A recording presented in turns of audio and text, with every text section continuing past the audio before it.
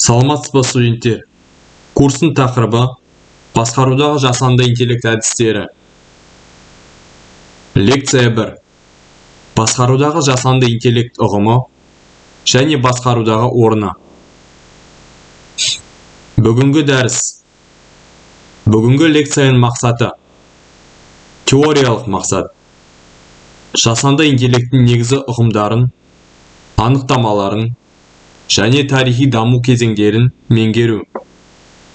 AI-дың басқару процесіне қалай органикалық түрде енетінін және ұйымдардың жұмыс тиімділігіне тигізетін әсерін терең түсіну. Практикалық мақсат. Қазақстандағы нақты мысалдар Халық банк, Қазақстан Railways, Қазагро арқылы теорияны практикаға байланыстыру. Менеджерлер үшін AI-ды іс жүзіне қолдануды нақты жолдарын анықтау. Мазмұны. Лекцияның жоспары. 1. Жасанды интеллекттің анықтамасы және тарихы. Тьюринг тестінен бүгінгі GPT-ге дейінгі жол. 2. AI-дың негізгі әдістері мен түрлері. ML, Deep Learning, эксперттік жүйелер, RL. 3. Басқаруда AI-дың қолдану салалары.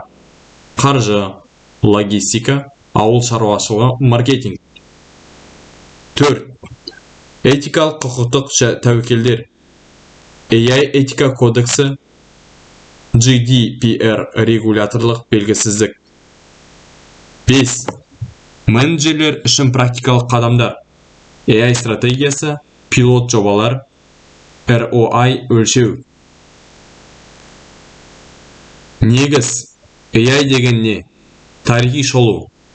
1953 жылы Алан Тьюринг Computer Machinery and Intelligence мақаласында Тьюринг тесті ұсынылды.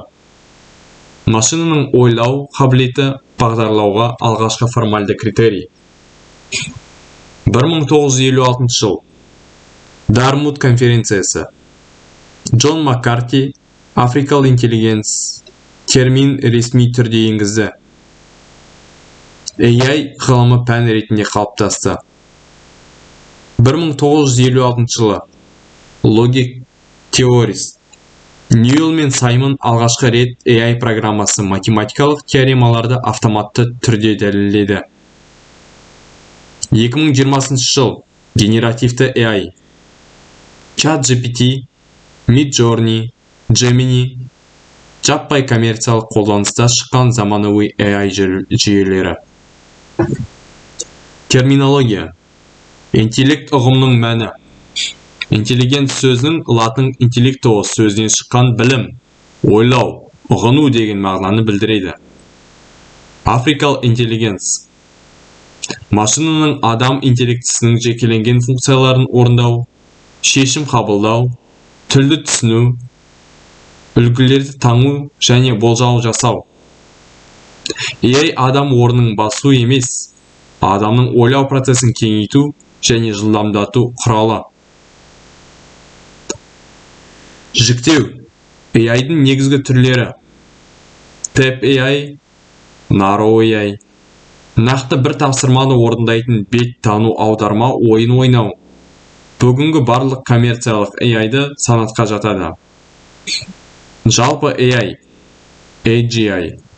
Адам сияқты кез келген зияткерлік тапсырманы орындай алатын жүйе.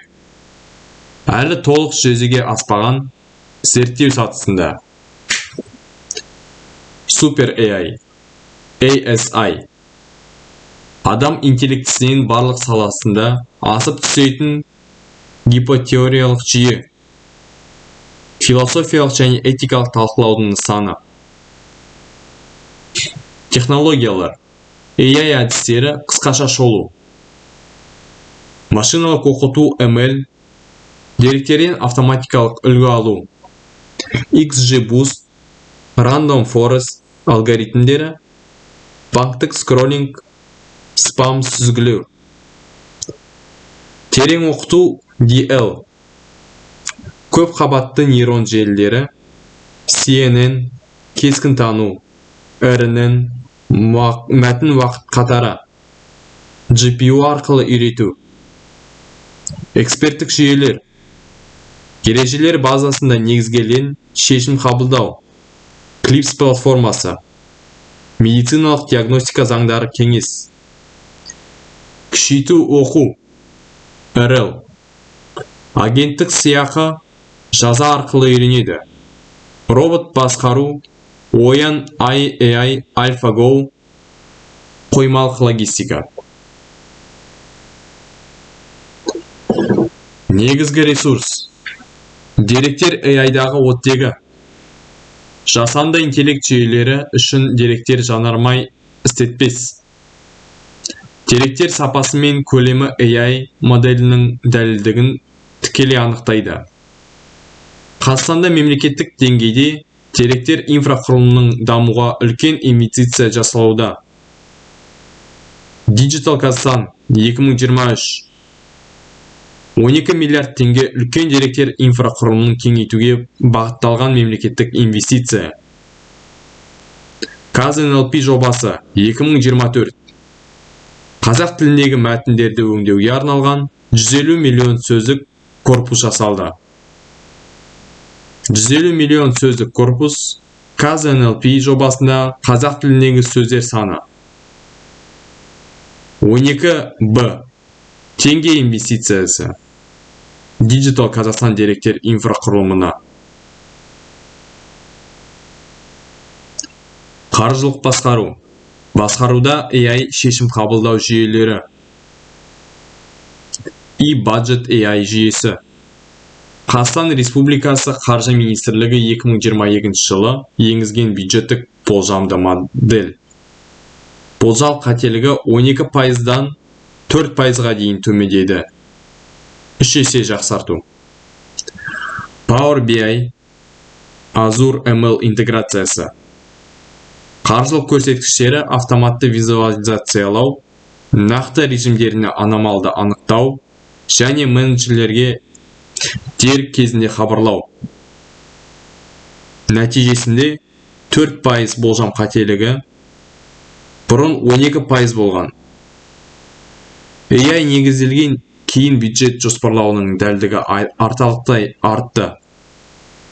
Министрлік шешімдерінің деректері негіздей отырып қабылдайды. Логистика. Жеткізу тізбегіндегі AI. Қазақстан Railways болжамды қызмет.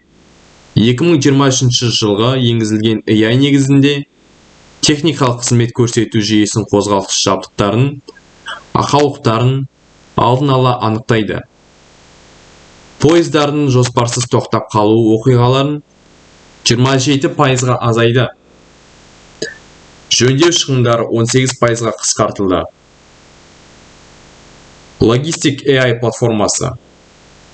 Жүк тасымалы маршруттарын оңтайландыру алгоритмі, нақты уақыттағы график, ауа райы және жол жағдайларын ескерте отырып, ең тиімді бағытты есептейді. Отын шығынын 15%-ға қысқартады. Смарт қойма жүйелері.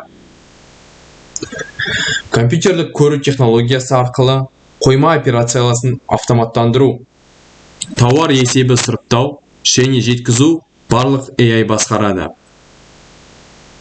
Қаржы саласы. Қаржы секторы AI чат-боттар және кредиттік скрининг. Халық банк, алтын чат-боты. 2022 жылы іске қосылған чат-бот күнделігін тұтынушы сұраныстың 68%-ын адам, операторларсыз автоматты өңдейді. Тәулік бойы жұмыс істейді, жауап беру уақыты 3 секундқа дейін қысқартылады. Операциялық шығындар 35%-ға азайды. Каспий KZ. AI несие скорингі. 2023 жылы енгізілген машиналық оқыту моделінің клиенттік, несиелік тарихын, транзакциялық деректерін және мінез-құлық үлгілерін талдайды. Несие бойынша 30 күндік кешіктіру 22%-ға төменделді. Несие беру шешімі 2 минутта қабылданады. Автоматтандырылған сұраныстар Халықбанк чат-боты 68%. Кешіктіру азайды. Каспий скроллинг жүйесі 22%. Шығын қысқарды. Операциялық үнемдеу 35%. Агротехнология. Ауыл шаруашылығындағы AI. Қазагро AI платформасы 2024. Егін егу уақытын, сұрау мөлшерін тыңайтқыш қолдану және жер серіктері мен жергілікті ауа райы деректердің негізінде болжайды. Өнімділік орта есеппен 12%-ға артты. Drone Based NVD талдауы 2025. Өсімдіктердің өсу индексін NDVI аэрофотосуретті арқылы өлшеу 5 миллион гектар егістік алқабын қашықтан бақылау мүмкіндігі. Болашақ перспективасы. Автономды трактор мен комбайн жүйелері, топырақ сапасын нақты уақытта бақылайтын IoT датчиктері, AI-дің ауыл шаруашылығын трансформациялаудағы жалғасуда. 12% өнімділік өсті. Қазагро AI платформасы нәтижесінде 5 миллион гектар бақыланады. Дрон негізіндегі NDVI жүйесі. Маркетинг және клиенттік аналитика. Кейсел AI рекомендация жүйесі. Персонализацияланған тарифтік ұсыныстар мен контент пен қызмет көрсету алгоритмі. 2023 жылғы ARPU абоненттік орташа кіріс 9%-ға өсті. 4 миллионнан астам абоненттің деректері талданады. Яндекс.кз тренд болжауы. Іздеу сұраныстарын машиналық оқыту арқылы талдау. Маусымдық сұраныс трендтерін пайдаланушы мінез құлқын болжау. Бизнеске нарықтық инсайттар ұсыну. Клиенттік аналитика. Churn prediction. Клиент кетуін болжау. Сегменттеу. Lifetime value. Есептеу. Осы AI қолданбалары Қазақстан нарығында белсенді пайдалануда. Жауапкершілік. Этикалық және құқықтық аспектілер. Қазақстандық реттеу базасы. AI этика кеңесі 2023. AI-дағы этика кодексі қабылданды. Жеке деректерді қорғау, алгоритмдік әділдік мөлдірлік принципті бекітілді. Дербес деректерді қорғау заңы 2022 EU GDPR стандартына үйлестіріп жаңартылды. AI жүйелерінде және деректерді пайдалану ережелері қатаңдалды. Негізгі этикалық принциптер. Мөлдірлік, transparency, алгоритм шешімдерін түсіндіре алу, әділдік, fairness, бейімділіктен, bias, бос модельдер, жауапкершілік, accountability, AI шешімін үшін адам жауап береді, қауіпсіздік, safety, жүйе сенімділігін үздіксіз тексеру, кедергілер, тәуекелдер мен қиындықтар, талант тапшылығы. 2024 жылғы деректер бойынша Қазақстанда 1200 AI маманы жұмыс істейді. Ал нарықтық қажеттілігі 5000-нан астам маман. Университеттер мен IT мектептері осы алашақты жабуға тырысады. Деректер сапасы. Зерттеулер бойынша Қазақстан кәсіпорындарының деректер қорларының 30% толық емес, қайталанатын немесе ескірген деректерден тұрады. Нашар деректер, нашар модель. Регуляторлық белгісіздік. AI жүйелерін лицензиялау, сертификаттау процесі әлі толық қалыптаспаған. Кейбір салаларда AI пайдалану нормативтік базаны күтуде. Кибер қауіпсіздік. AI жүйелері өзде шабуылдың нысанына айналуы мүмкін. Adversarial attack, деректерді улау, Data позиционинг жаңа қауіп векторлары. Болашақ трендтері генеративті AI, ChatGPT, Midjourney, Gemini мәтін сурет код жасайтын жүйелер бизнес процестерді революциялық өзгертуде. Контент жасау, есептер шығару, код жазу автоматтандырылды. AutoML автоматтандырылған машиналық оқыту бағдарламасыз да AI модельдерін жасауға мүмкіндік береді. Бизнес аналитиктері тікелей ML жасай алады.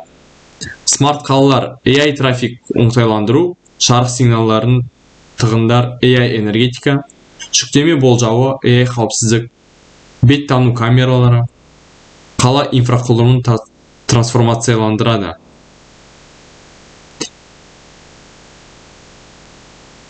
Тұжырым. Қорытынды AI басқарудың жаңа қозғаушы күші 30% шешім қабылдауды жылдамдатады. AI жабдықталған ұйымдар шешімдері орта есеппен 30% тезірек қабылдайды. 20% шығындарды азайтады. Операциялық шығындарды AI автоматтандыру арқылы орта есеппен 20%-ға қысқарту. 2-3 есе инновацияны арттырады. AI пайдаланушы ұйымдардың инновациясы жылдамдығы 2-3 есе жоғары. Қазақстандағы AI жол картасы 2025-2027 ұлттық экономикадағы AI үлесін 5-12%-ға дейін көтеру. Ұлттық деңгейдегі стратегиялық мақсат.